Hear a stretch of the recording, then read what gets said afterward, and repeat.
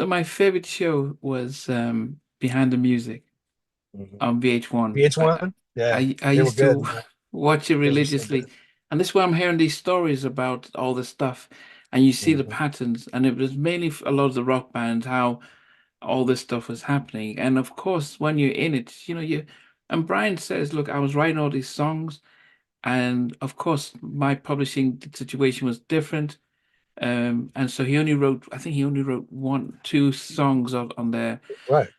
on the second album. Then he didn't want to write Rain.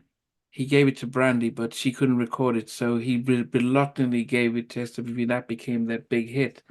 Hmm. But he wrote less because of that sort of wedge that was in there. And I guess I Yes. guess no one teaches us, the business and publishing and splits and then no one just Purposefully. says, "Hey, why don't you guys?" No one comes to you says, "Carl, okay, you know what? It might be you can still take the lead on stuff, but if everyone sort of chips in and they feel that they own it, then it might actually be a more successful." So no one comes and has that conversation with you. It's more like, And well, it's right, because the cut because the way, first of all, like, you give it once you give a 22-year-old $1 million and a lot of fame, ask any athlete, it's a difficult conversation to have. After someone has pulled a rabbit out of a hat, it's very difficult to convince them that their magic is not on point. So there's that factor. So, but of course, as with any circumstance where young talent starts to emerge, what experience is the voice of reason? Someone who has done it before Mhm. and has been through those wars before. Yeah, Those are the only people that can get the attention. yeah, And I sought them out. Like, I did have a lot of conversations with LA Reid, uh, about these situations because he had been through it. yeah, the deal, yeah. Yeah, with the deal, and kind of almost in the same exact way, really.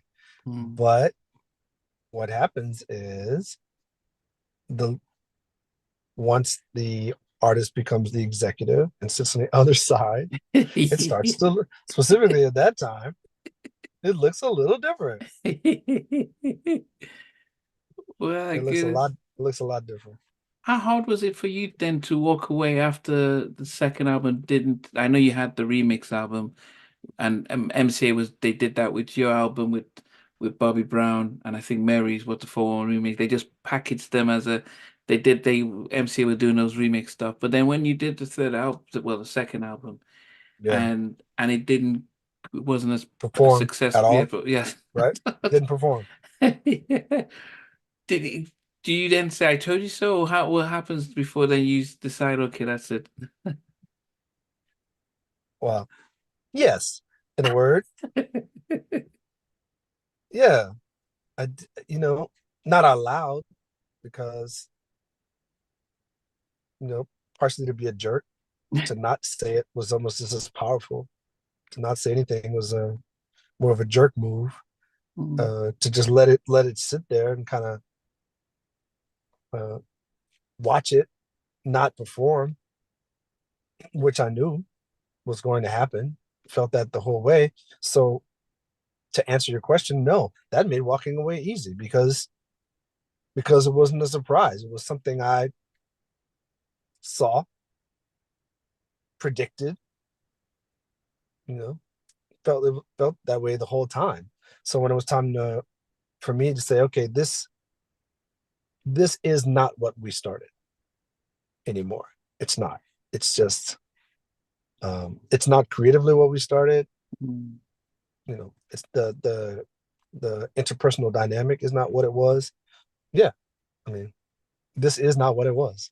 So it will not be able to replicate that kind of music. We didn't agree on the kind of music we should be making at that point. mm. Yeah, there was I think half the group wanted to go with a more conscious, like, sort of, ironically, sort of like the Kendrick Drake debate, like a a not as drastic version of it, where, like, I think part of the group wants respect, you know, and part of the group wants both. And you know, so yeah, I think the priorities for individuals changed, which then meant creatively our priorities were different. And then business wise, the the the situation with Brian that you described with the band where individuals want to take more ownership and have more opportunity, all those things take hold, and then you're in a completely different dynamic. And I knew it wouldn't work. So walking away was easy because I thought it was over. Wow. Did anyone try and talk you into staying, or was it like, well, if you want to go, go? I mean, what? I didn't really give an opportunity to talk about it. You know, I'm drastic that way. When I make up my mind, that's it, and I was just done.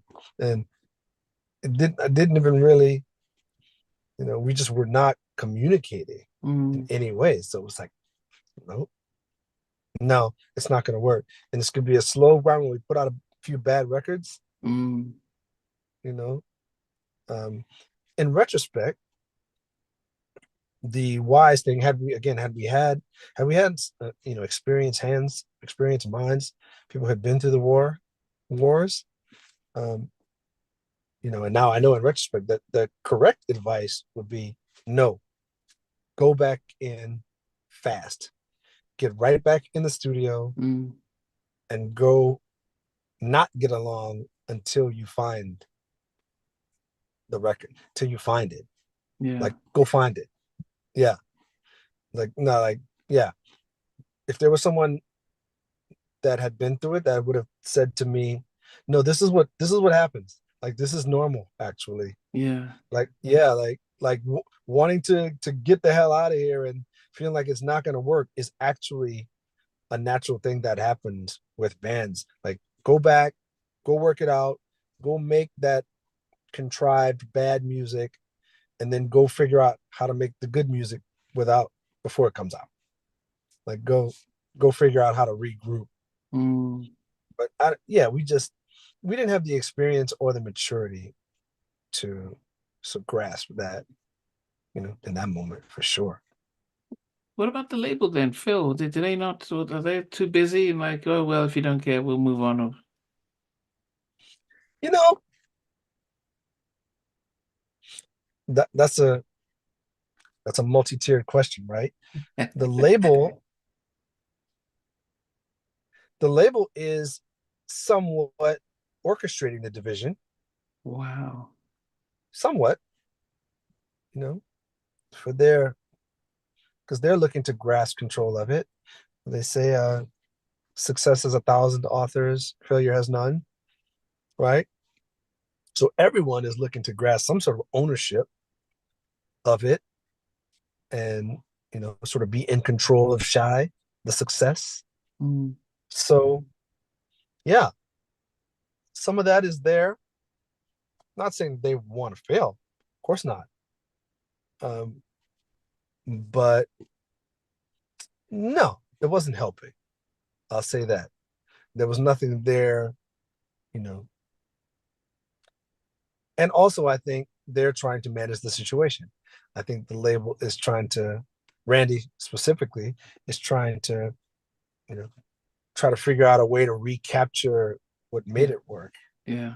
And then as a result is working both, working multiple angles, which just doesn't work, you know. Also, I think that also just to keep it a buck, I think that Sublime was like becoming the largest band in the world. Yeah. And then the lead singer, uh, tragically committed suicide. And then they really took off. Mm, If you recall that era and how Sublime was like a cult almost, mm, especially after the lead singer passed away.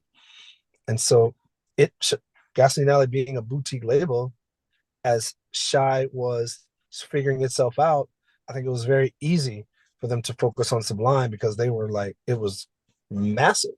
mm. So yeah, and the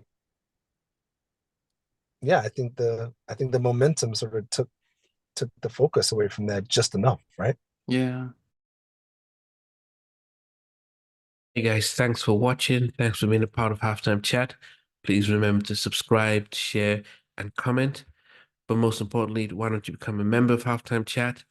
We've got amazing videos, amazing perks, and being able to support the channel. But anyway, thanks for watching. Take care. I never participated in that kind. And somewhere in between us for even loving us, on which I didn't miss you with. What was it like growing up? She's still making an impact on 4 houses down. I have a couple of pieces. Trying to get this one and that one. That works for me, but just for me, No. Okay. They don't understand what Jonas boys and men and all spirits. Play it. I mean, I love all different genres.